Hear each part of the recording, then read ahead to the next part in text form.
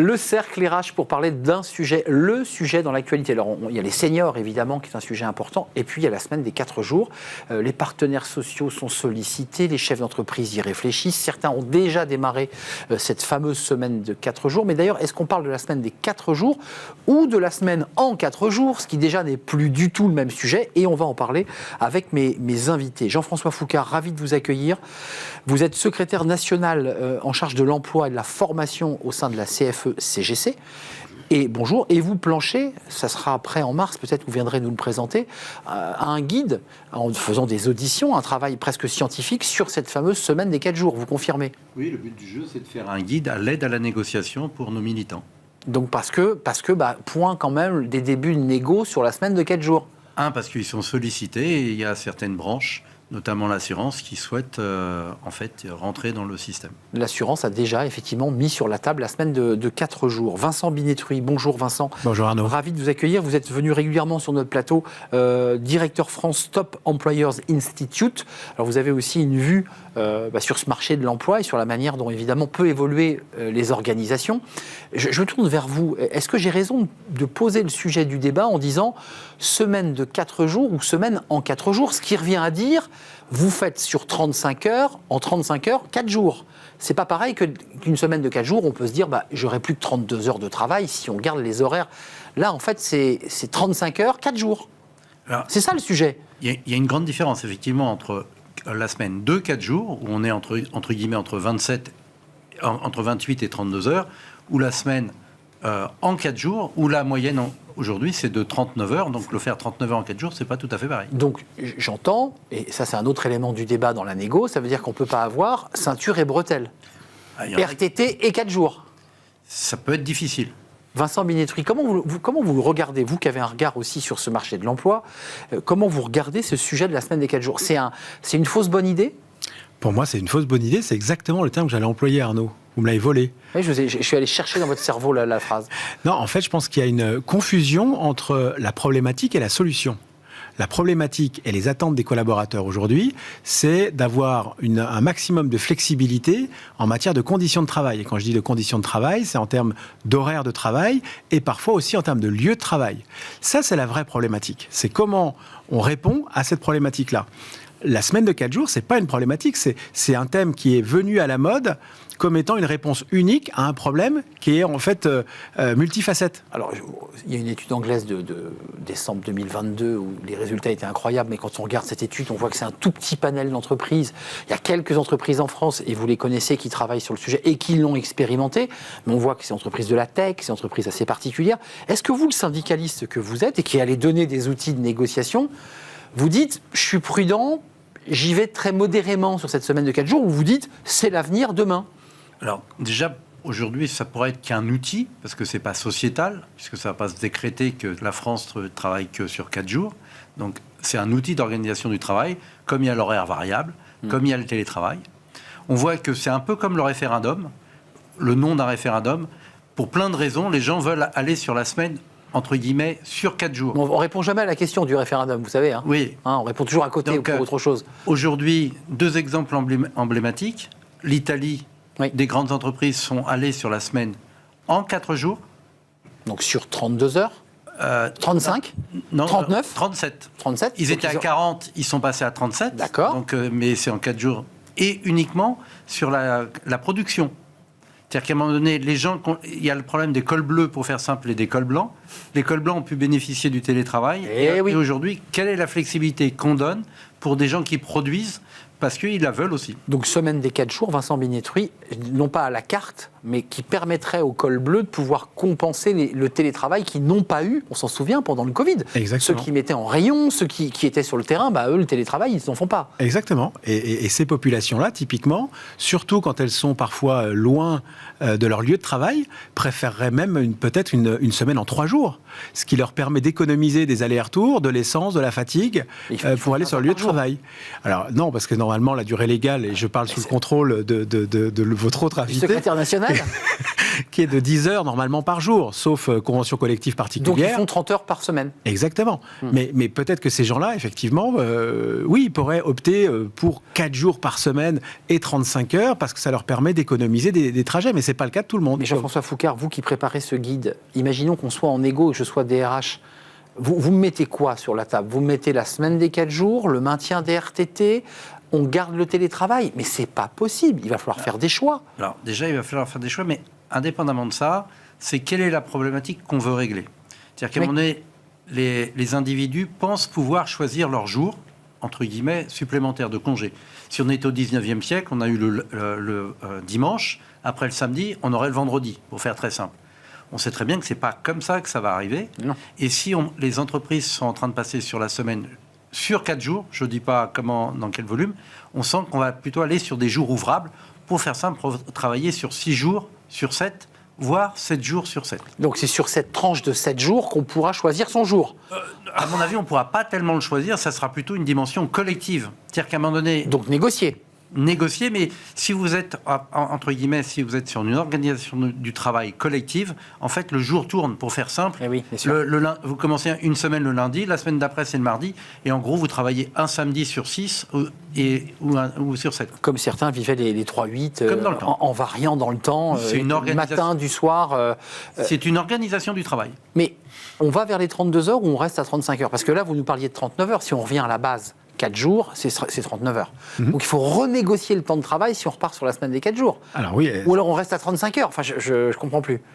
Alors aujourd'hui, je pense qu'il y a plusieurs schémas. En effet, il y a des entreprises qui veulent rester évidemment sur les 35 heures. Il y en a d'autres qui disent c'est pas grave, on réduit à 32 heures et on met en place une nouvelle organisation en espérant que la productivité va suivre. En oubliant quand même après plusieurs paramètres, à mon sens. Le premier paramètre, c'est quand on est passé aux 35 heures, on a vu exploser le nombre le taux d'absentéisme au travail et aujourd'hui le nombre de burn-out qu'on peut voir. Quand on nous dit que la semaine des 4 jours, ça réduit les arrêts maladie, c'est bon pour la planète et ça permet de plus d'engagement. Moi, c'est ce que j'ai lu aussi. Effectivement, c'est ce qui est mis en avant aujourd'hui. Mais vous dites l'inverse dans votre tribune. Vous dites c'est bien beau, mais les gens vont plus parler entre eux, quoi. Alors, il y a effectivement, ça c'est le deuxième aspect. Je vois que vous avez bien préparé notre échange. Le deuxième aspect, c'est ça, c'est de se dire à un moment donné, est-ce qu'on ne va pas vers un délitement finalement accentué du lien social qui avait déjà démarré avec le Covid et la montée en puissance du télétravail? Donc, est-ce qu'on ne va pas vers ça? Est-ce qu'on ne va pas vers moins de performances collectives? Et parce que finalement, le fait de gagner en productivité et de faire en moins de temps ce qu'on avait l'habitude de faire en plus de temps, les gens ils vont penser qu'à produire, entre guillemets, à délivrer. Et moins être dans l'échange. Et moins être dans l'échange, alors que ce sont aussi ces échanges et ces moments informels qui font parfois avancer certains sujets, avancer certains projets, et pas seulement le fait d'être rivé sur son ordinateur pour être sûr de produire. Mais Jean-François Foucard, on a vu, vous faites un peu d'histoire et c'est un sujet qui vous intéresse, l'histoire du monde du travail, de l'organisation du temps de travail. Ça dit quoi de notre société, l'arrivée de ce débat-là dans l'actualité et sur les plateaux de télé? En fait, là, c'est une des premières fois où on a un débat sociétal. C'est-à-dire qu'on a eu sur le premier jour, c'était le jour de repos qui avait été enlevé avec la Révolution. Donc c'était bien, son nom porte, il fallait reposer pour pas que les gens s'abîment trop. Après, on a eu le week-end avec 34, avec les États-Unis, c'était du partage du travail. Et là, c'est pour mieux équilibrer vie professionnelle. Ouais, oui. Sauf que, pour en revenir, est-ce qu'il vaut 32 heures ou 39 heures? C'est un peu la question qui est sous-jacente. Mais en fait, ce qui est très... l'ambivalence, c'est que les gens veulent garder des jours, les fameux jours de RTT qu'ils prennent en congé. Donc, ils veulent entre 2 et 4 semaines de congé. En plus des congés légaux. Oui, c'est ça. Donc, aujourd'hui, si on refaisait un système de base, ça serait sur la semaine, 2-4 jours devraient être en 28 heures. Pour garder les 4 heures de plus pour pouvoir faire 4 semaines, si on gardait l'équivalent de 39 heures. Alors, s'il y a des patrons qui nous écoutent, des chefs d'entreprise, des DRH, je pense qu'ils sont en train de s'évanouir dans leur bureau, là. Non. Alors, excusez-moi, mais je ne sais pas... Non, mais il y a des entreprises qui sont en train de réfléchir, en fait, pour saturer leur système de production, arriver à 7 jours sur 7, à des semaines de 4 jours, ça éviterait les primes pour le week-end. 2 équipes. 2, 3. 3 équipes. Pour le week-end, ça supprimait un certain nombre. Pour eux, c'est intéressant parce qu'on maintient la production à un bon niveau et un bon rythme. Et ça crée de l'emploi potentiellement dans ce type de cas-là. Et en plus, ça crée de l'emploi. Et d'autres voient plutôt la modulation. d'aller de 6 jours à 3 jours. Seul sujet, si on généralise tout ça, c'est qu'à un moment donné, il y a un problème sociétal. Ça veut dire que le transport doit fonctionner normalement, le samedi et le dimanche, que les gardes d'enfants doivent fonctionner le samedi et le dimanche. Enfin, qu'il y a plein de choses qui doivent fonctionner le samedi et le dimanche. Il y a une vision très capitaliste dans ce que vous développez, c'est-à-dire c'est l'homme au service d'une production sur une durée de 7 jours. Moi, j'avais l'impression que la semaine de 4 jours, c'était plutôt un moment où on se consacrait à une association, à sa famille. Enfin, je ne sais pas, c'est comme ça que vous le voyez ? Enfin, en tout cas, dans la philosophie de cette semaine des 4 jours, parce qu'il y a une vision très productiviste, quoi. On produit. En fait, les deux ne sont pas totalement antinomiques. Mais en ce qui concerne le côté évolution sociétale, je pense que l'évolution sociétale à laquelle on fait face aujourd'hui, c'est que je pense, je vais dire un gros mot, mais je pense que les gens ont peut-être un peu moins envie de travailler. Et qu'en effet, c'est bien une semaine de 4 jours, mais c'est pas sur 4 jours, c'est bien une semaine voilà. En faisant mon temps légal, c'est-à-dire 8h30 ou 9h par jour, pas plus. Exactement. Et je pense que l'évolution, c'est ça. 36. Donc on n'est pas à 32, mais on n'est pas à 39. Mais exactement. On serait entre les deux. Et après se pose la question, comme vous l'évoquiez tout à l'heure Arnaud, très justement, c'est encore du télétravail, encore des RTT. On garde tout. Tous les échanges que je peux avoir avec des DRH aujourd'hui disent, non, si on met ça en place, c'est pas possible. Évidemment, la contrepartie, c'est plus de télétravail et plus de RTT. Mais vous qui êtes aux côtés des élus, des syndicalistes, vous évoquiez l'assurance. Alors on n'est pas dans des usines, l'assurance c'est du tertiaire, c'est des emplois de bureau, c'est de l'informatique. On en est où là ? Ils ont ouvert les négos ou c'est juste une idée qui a été jetée comme ça par les syndicats ? Ça a l'air de prendre forme parce qu'ils ont des gros problèmes d'attractivité. C'est-à-dire qu'à un moment donné, ça c'est le dernier volet de l'histoire d'ailleurs. La problématique, c'est qu'en fait, ça sera fait, si jamais c'est fait pour des mauvaises raisons. Parce que l'attractivité est juste conjoncturelle et pas structurelle. Et que quand tout le monde sera à la semaine de 4 jours, en fait, il n'y aura pas plus d'avantages que... Et on ne reviendra pas à l'endroit d'où on est parti. Complètement d'accord. Et donc, à un moment donné, c'est une vraie problématique. Et une mauvaise réponse. Mais ce n'est pas le bon outil. C'est une organisation du travail. Aujourd'hui, si on prend le commerce, les gens veulent que ça soit ouvert 7 jours sur 7, et éventuellement 24 heures sur 24. Vous avez vu les syndicats et les grèves qui avaient eu lieu pendant l'ouverture des magasins le dimanche. Enfin, tout ça est quand même un sujet tendu. Donc vous dites, c'est pas le bon outil pour répondre à un enjeu de pénurie de main-d'œuvre conjoncturelle, parce qu'un jour ou l'autre, le marché va se renverser. Je partage complètement, et c'est dommage, parce que vous attendiez peut-être un débat, et finalement, je suis parfaitement d'accord avec Jean-François. Objectivement, vous connaissant tous les deux, non, je sentais que vous alliez plutôt avoir des convergences, mais vous nous dites sur ce plateau quand même que tout ça, on fait beaucoup de fumée autour de ce sujet. J'ai le sentiment que les salariés n'ont pas bien senti les enjeux sous-jacents au sujet de la semaine. Vous savez, pour donner un exemple concret, je regardais une des dernières études sur le sujet, où dans les attentes des collaborateurs en 2023, le premier sujet qui ressort, c'est la semaine de 4 jours. Le deuxième, c'est la flexibilité des horaires de travail, etc. Mais en réalité, ce qu'ils veulent, c'est vraiment la flexibilité des horaires de travail. Sauf que la façon dont l'étude et les questions ont été posées, et quelque part, il y a déjà un biais dans la façon de poser la question, puisqu'il y avait une réponse possible qui était: est-ce que vous êtes pour ou contre la semaine de 4 jours comme étant une attente particulière ? Oui, bien sûr. Donc il y a déjà un biais. Donc voilà. C'est un dernier mot.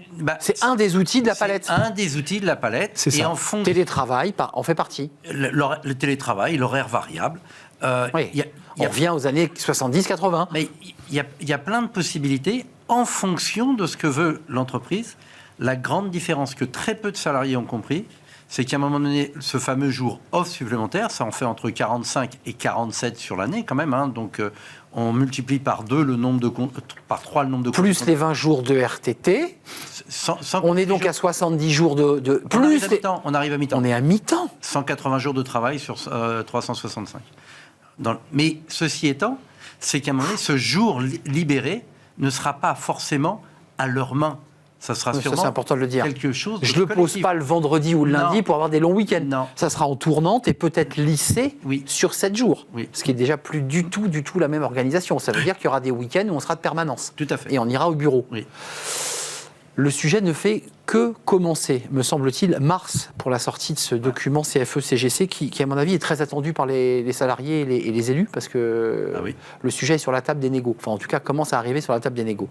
Merci à vous deux, messieurs. Non, je ne m'attendais pas à un débat explosif, je m'attendais à un débat intelligent. Il l'a été. Merci Jean-François Foucard, secrétaire national emploi, formation CFE-CGC, et merci à vous Vincent Binetruy, directeur France Top Employers Institute. C'était un vrai plaisir de partager ce moment avec vous. On termine avec Fenêtre sur l'emploi. Tiens, la confiance des chefs d'entreprise, vous allez voir, pas terrible. Et en même temps, il y a quand même du recrutement. On en parle, c'est Fenêtre sur l'emploi.